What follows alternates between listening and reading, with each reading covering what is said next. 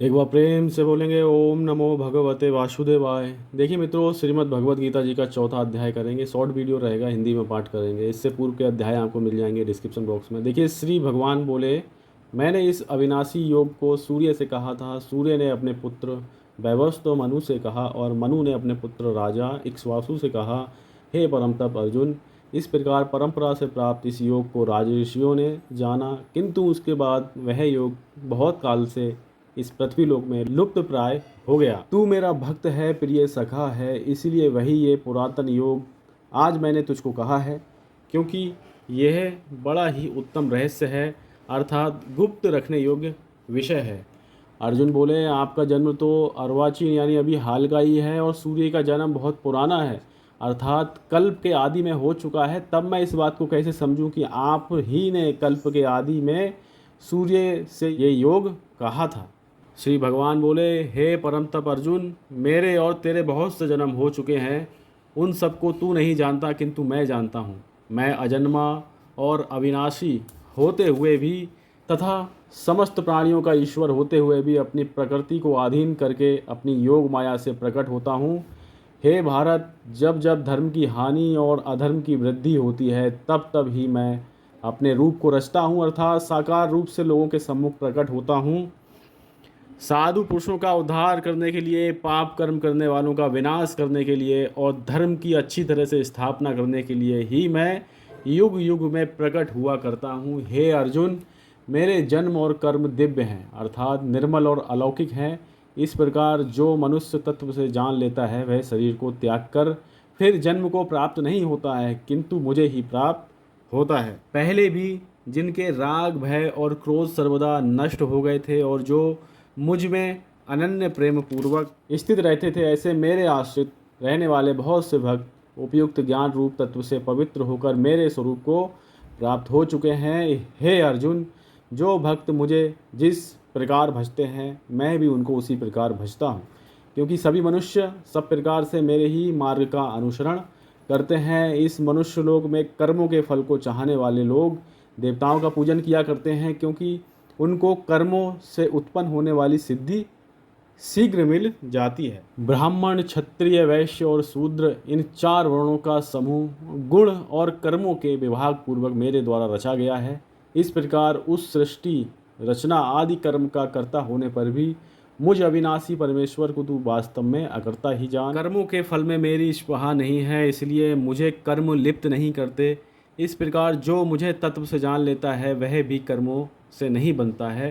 पूर्व काल में मुमुक्षुओं ने भी इस प्रकार जानकर ही कर्म किए हैं, इसलिए तू भी पूर्वजों द्वारा सदा से किए जाने वाले कर्मों को ही कर। कर्म क्या है और अकर्म क्या है, इस प्रकार इसका निर्णय करने में बुद्धिमान पुरुष भी मोहित हो जाते हैं। इसलिए वह कर्तव्य कर्म मैं तुझे भली भांति समझाकर कहूँगा, जिसे जानकर तू अशुभ से अर्थात कर्म बंधन से मुक्त हो जाएगा। कर्म का स्वरूप भी जानना चाहिए और अकर्म का स्वरूप भी जानना चाहिए तथा विकर्म का स्वरूप भी जानना चाहिए, क्योंकि कर्म की गति गहन है।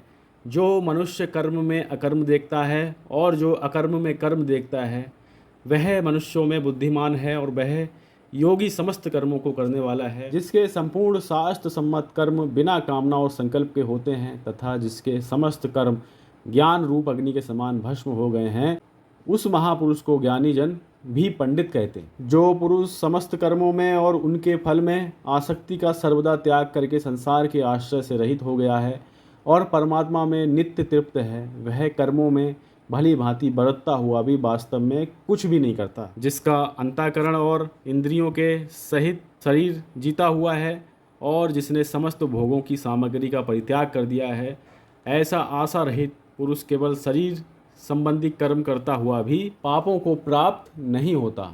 जो बिना इच्छा के अपने आप प्राप्त हुए पदार्थ में सदा संतुष्ट रहता है, जिसमें ईर्ष्या का सर्वदा अभाव हो गया है, जो हर्ष, शोक आदि द्वंद्वों से सर्वदा अतीत हो गया है, ऐसे सिद्धि और असिद्धि में सम रहने वाले कर्मयोगी कर्म करता हुआ भी उनसे नहीं बनता है। जिसकी आसक्ति सर्वदा नष्ट हो गई है, जो देह अभिमान और ममता से रहित हो गया है, जिसका चित्त निरंतर परमात्मा के ज्ञान में स्थित रहता है, ऐसा केवल यज्ञ संपादन के लिए कर्म करने वाले मनुष्य के संपूर्ण कर्म भली भांति विलीन हो जाते हैं। जिस यज्ञ में अर्पण अर्थात शुभ आदि भी ब्रह्म है और हवन किए जाने योग्य द्रव्य भी ब्रह्म है तथा ब्रह्म रूप कर्ता के द्वारा ब्रह्म रूप अग्नि में आहुति देना रूप क्रिया भी ब्रह्म है। उस ब्रह्म कर्म में स्थित रहने वाले योगी द्वारा प्राप्त किए जाने योग्य फल भी ब्रह्म ही है। दूसरे योगी जन देवताओं के पूजन रूप यज्ञ का ही भली भांति अनुष्ठान किया करते हैं और अन्य योगी जन परब्रह्म परमात्मा रूप अग्नि में अभेद दर्शन रूप यज्ञ के द्वारा ही आत्म रूप यज्ञ का हवन किया करते हैं। अन्य योगी जन श्रोत्र आदि समस्त इंद्रियों को संयम रूप अग्नियों में हवन किया करते हैं और दूसरे योगी लोग शब्द आदि समस्त विषयों को इंद्रिय रूप अग्नियों में हवन किया करते हैं। दूसरे योगी जन इंद्रियों की संपूर्ण क्रियाओं को और प्राणों की समस्त क्रियाओं को ज्ञान से प्रकाशित आत्म संयम योग अग्नि में हवन किया करते हैं। कई पुरुष द्रव्य संबंधी यज्ञ करने वाले हैं, कितने ही तपस्या रूप यज्ञ करने वाले हैं तथा दूसरे कितने ही योग रूप यज्ञ करने वाले हैं और कितने ही अहिंसा आदि तीक्ष्ण व्रतों से युक्त यत्नशील पुरुष स्वाध्याय रूप ज्ञान यज्ञ करते हैं। दूसरे कितने ही योगी जन अपान वायु में प्राण वायु को हवन करते हैं, वैसे ही अन्य योगी जन प्राण वायु में अपान वायु को हवन करते हैं तथा अन्य कितने ही नियमित आहार करने वाले प्राणायाम परायण पुरुष ज्ञान और अपान की गति को रोककर प्राणों को प्राणों में ही हवन किया करते हैं।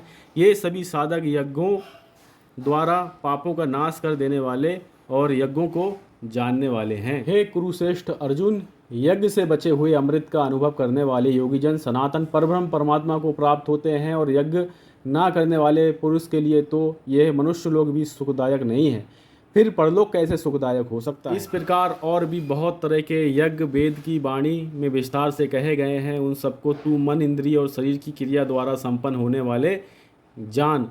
इस प्रकार तत्व से जानकर उनके अनुष्ठान द्वारा तू कर्म बंधन से सर्वदा मुक्त हो जाएगा। हे परम तप अर्जुन, द्रव्यमय यज्ञ की अपेक्षा ज्ञान यज्ञ अत्यंत श्रेष्ठ है तथा यवान मात्र संपूर्ण कर्म ज्ञान में समाप्त हो जाते हैं। उस ज्ञान को तू तत्वदर्शी ज्ञानियों के पास जाकर समझ।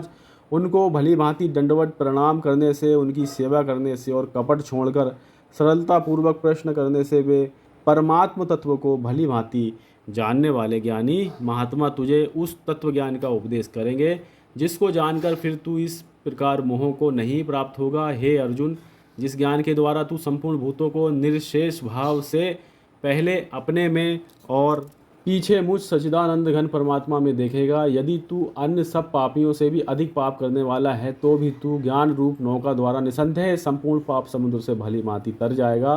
क्योंकि हे अर्जुन, जैसे प्रज्वलित अग्नि ईंधन को भस्ममय कर देती है, वैसे ज्ञान रूप अग्नि समस्त कर्मों को भस्ममय कर देता है। इस संसार में ज्ञान के समान पवित्र करने वाला निसंदेह कुछ भी नहीं है। उस ज्ञान को कितने ही काल से कर्मयोग के द्वारा शुद्ध अंतःकरण हुआ मनुष्य अपने आप ही आत्मा में पा लेता है। जितेंद्रिय साधन परायण और श्रद्धावान मनुष्य ज्ञान को प्राप्त होता है तथा ज्ञान को प्राप्त होकर वह बिना विलंब के तत्वज्ञान की भगवत प्राप्ति रूप परम शांति को प्राप्त होता है। विवेकहीन और श्रद्धा रहित संशय युक्त मनुष्य परमात्मा से अवश्य भ्रष्ट हो जाता है। ऐसे संशय युक्त मनुष्य के लिए ना ये लोक है, ना परलोक है, ना ही सुख ही है।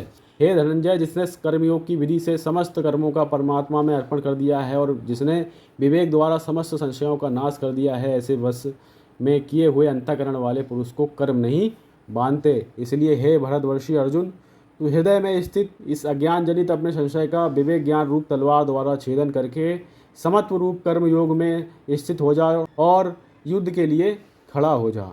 ओम तत्सदिति श्रीमद्भगवद्गीता शुभ निशु ब्रह्म विद्या योग शास्त्र श्री कृष्ण अर्जुन संवाद ज्ञान कर्म संन्यास योगो नाम चतुर्थो अध्याय यहाँ पे संपन्न हुआ। 5वां अध्याय करेंगे। एक बार प्रेम से बोलेंगे ओम नमो भगवते वासुदेवाय।